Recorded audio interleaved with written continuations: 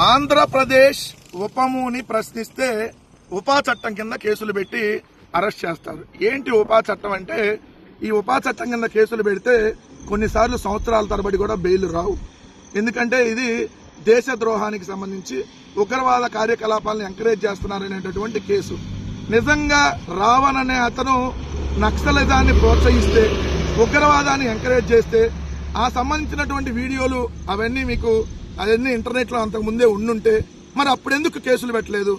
ఇప్పుడు మీరు అరెస్ట్ చేసిన కేసుల్లో వరుసగా బెయిల్ వస్తున్నాయి కాబట్టి మళ్ళీ బయటికి రాకుండా ఒక కేసు పెట్టాలి.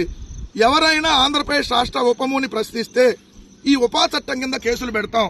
అది యూట్యూబర్ అయినా, జర్నలిస్ట్ అయినా, ఇంకొక సినిమా నటుడైనా, రాజకీయ పార్టీ నటుడైనా ఎవరి మీదైనా ఇలానే కేసులు పెడతామని ప్రభుత్వం డైరెక్ట్ గా ఇండికేషన్ ఇస్తుంది.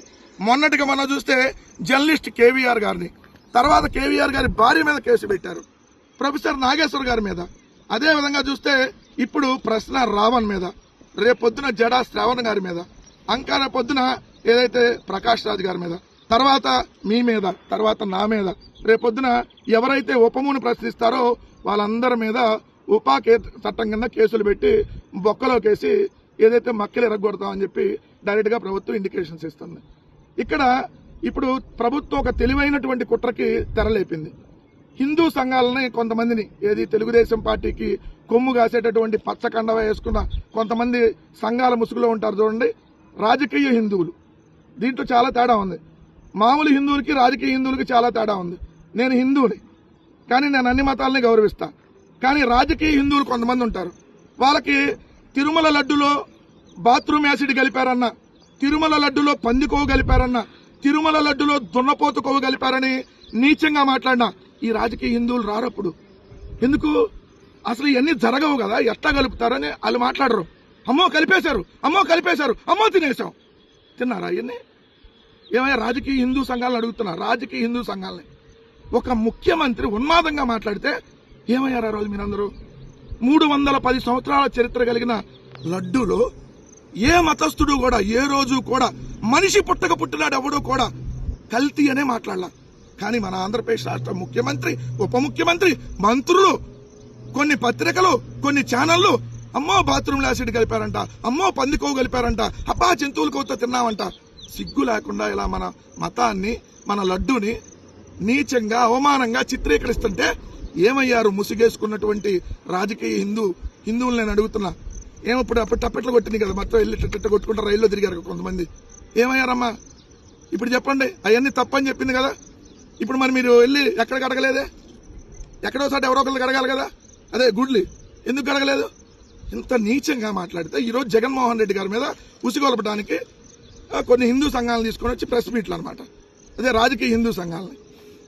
రావణ నేతను హిందూ మతానికి వ్యతిరేకంగా మాట్లాడితే 100% తప్పే. ఎవడో కూడా సమర్థించడు. ఏ మతాన్ని ఎవరు కించపరచకూడదు.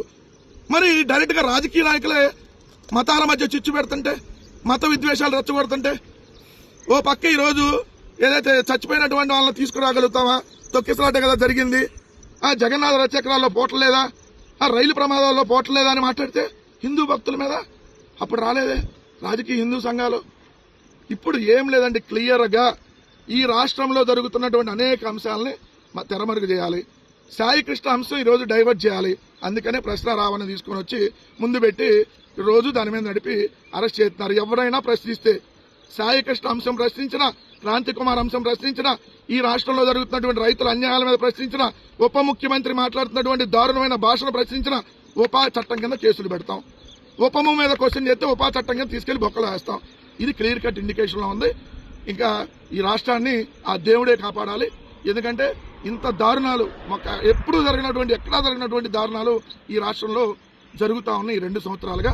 సో ఈ ప్రభుత్వానికి పోయే కాలం దాపరించింది కాబట్టి ఈ విధంగా పేటరేగిపోతుందని ఈ రోజు రాజకీయ విశ్లేషకులందరూ కూడా మాట్లాడుతున్నటువంటి మాట.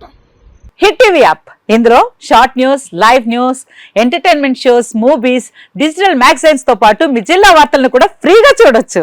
ఇంకెందుకు ఆలస్యం? వెంటనే హిట్ టీవీ యాప్ ని డౌన్లోడ్ చేసుకుని ఫ్రీగా ఎంటర్టైన్మెంట్ పొందండి. Hit TV app. Hit TV app.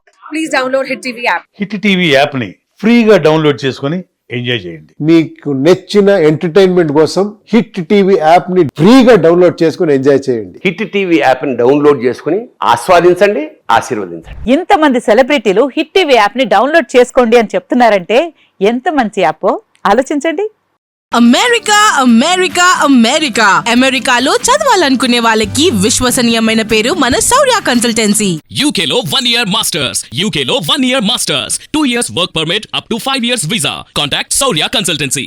Contact 89851 89851.